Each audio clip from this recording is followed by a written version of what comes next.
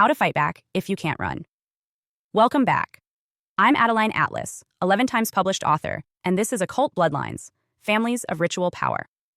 In our last video, we laid out the complete escape plan, the blueprint for vanishing from a ritual family system when the time and resources align. But what if they don't? What if you're not in a position to disappear yet? What if they have your passport, your kids, your money, or your name buried inside legal systems you didn't create but are still trapped inside? This video is for the survivors who can't run yet, the ones who are awake but encaged, the ones who know exactly who they're dealing with but are still playing chess with the devil, in real time, under surveillance, in their own home. You may not be able to vanish physically right now, but you can begin to dismantle the structure spiritually. And spiritual warfare is not passive. It's precise, strategic, and when done correctly, it reclaims your sovereignty one layer at a time. This is how you fight back when you can't leave yet. Let's begin here. Fighting back doesn't mean swinging wildly or announcing your awakening. That's exactly what they want. Ritual families thrive on reaction. They bait you with emotional chaos, legal threats, relational traps, or psychic manipulation, because the moment you react, they can record it, twist it, report it, or feed off it. So your first weapon is not rage, it's control. Not suppression, but strategy. You can feel everything, but you must act with spiritual accuracy. Step 1. Break the loop internally, even if you're still in the house. If you're still living with them, or in their orbit, your thoughts are the front line. The loop is designed to keep you believing you're stuck, because once your belief collapses, the system weakens. Start breaking the psychological agreement. I am not owned. This is not permanent. I may be in the room, but the room is no longer in me. Change your internal language. Replace I'm trapped with I'm watching. Replace I'm powerless with I'm learning their code. Replace I'm stuck with I'm in strategy mode, because you are. You're gathering information, studying behavior, preparing for the moment when the door cracks open, spiritually, emotionally, financially. And when it does, you will not be scrambling, you will be ready. Step 2. Refuse to feed the system energetically. They cannot run the machine without your energy. You may not be able to leave the home, but you can stop leaking your life force into it. Stop arguing, explaining, begging, defending. These are rituals, energetic agreements to continue the game. Every time you try to prove your innocence, convince them of their abuse, or explain your right to autonomy, you are feeding the parasite. Withdraw energetically. Go gray rock on a spiritual level. You don't just limit your words, you close the circuits. Stop reacting to predictable bait. Stop crying in front of those who harvest your pain. Stop explaining yourself to people who have never once heard you. Let them play their game, but stop being the electricity that powers the board. Step 3. Cloak your field. If you can't move houses, you must become spiritually undetectable inside the house you're in. This is where cloaking work begins.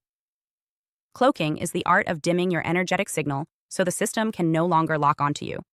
Think of it as going invisible, not physically, but spiritually.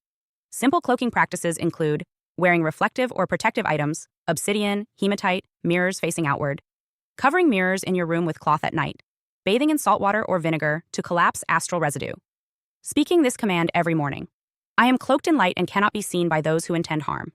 This isn't superstition, it's energetic hygiene. And when you begin to seal your field, the attacks often escalate because they notice the cord is thinning. That is not a sign to stop. It's a sign you're succeeding. Step 4. Block dream access. You may be in their house, but your dreams don't belong to them. Nighttime is a major point of access in occult families. You might dream of old abusers, false reconciliation, sexual entrapment, dead relatives, or just chronic exhaustion.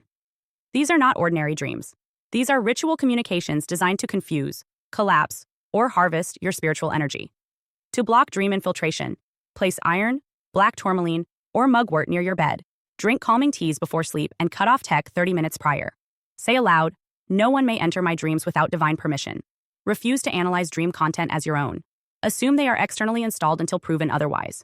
Dream tampering is real, and once you block it, you'll feel the shift in clarity. Sleep becomes healing, not warfare. Step 5. Burn a circle around your spirit. When you can't leave physically, you build a spiritual firewall. This is not about fantasy. This is about anchoring your body in sacred ground, even in enemy territory. Create a safe zone, a room, a corner, even a closet where no family member can enter or influence. This space is your sanctuary, and every day you sit in it, journal, pray, breathe, or create, you reclaim a piece of your soul. Even if you're forced to interact with them, having 1 square foot of spiritual territory where their energy cannot cross is an act of rebellion. This is how you start reclaiming your field, inch by inch. Step 6. Record without engaging. They love confusion. So start recording patterns, not for court, not for confrontation, but for clarity. Create a private log, Physical notebook only, not digital unless encrypted. Where you write. Times they switch behavior. Exact words during abuse cycles. Dreams. Energetic sensations. Weird synchronicities. Emotional changes that feel unexplainable. You are building your own deprogramming manual. You will begin to see the ritual, the timing, the repetition. This builds your inner authority, the knowing that you are not crazy and you are not making this up. Step 7. Stop playing the role you were assigned. In every occult family, you were cast. Maybe as the scapegoat, the golden child, the vessel, the battery, or the blocker. You don't have to leave the house to quit the role. Stop performing, stop apologizing, stop overgiving, stop reacting the way they expect. When they bait you, respond with silence. When they project, don't explain. When they collapse, don't rush to fix it. This confuses the system. It can't feed off you if you don't show up in the costume. Even if you're in the same room, you are no longer who they built you to be. Step 8. Hide in plain sight until you're ready to leave. Sometimes, the best defense is camouflage. Not because you're weak, but because you're tactical. Let them think you're still asleep. Smile, nod. Say, you're right if you must, but never believe it. You're not agreeing. You're disarming. Buy yourself time. If you need to sign a fake apology letter to keep the peace while you build your financial out, do it. If you need to appear compliant so they stop watching you closely, do it. Strategic submission is not surrender. It's leverage. Step 9. Work the invisible exit. Every day, begin preparing the invisible exit. That means moving assets into private accounts, establishing new communication channels, creating digital aliases and encrypted backups, choosing your new name, location, or signature vibration. Don't wait until you can leave to prepare. By the time the door is physically open, your plan should already be moving. Step 10. Begin to speak to yourself. They stole your voice, but you don't need a microphone to get it back. Begin speaking truth in safe ways. Whisper to yourself in the mirror, I know what you did. Say out loud in private, I reject every word they said about me. Speak in the car, in the bathroom, in prayer. Your voice activates your field.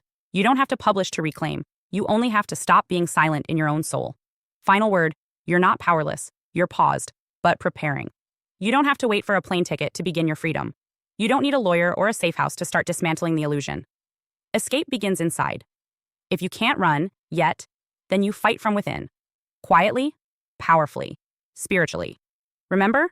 Control your reactions, withdraw your energy, cloak your field, block your dreams, create sacred space, record their patterns, quit the role, camouflage your clarity, work the invisible, speak your soul back.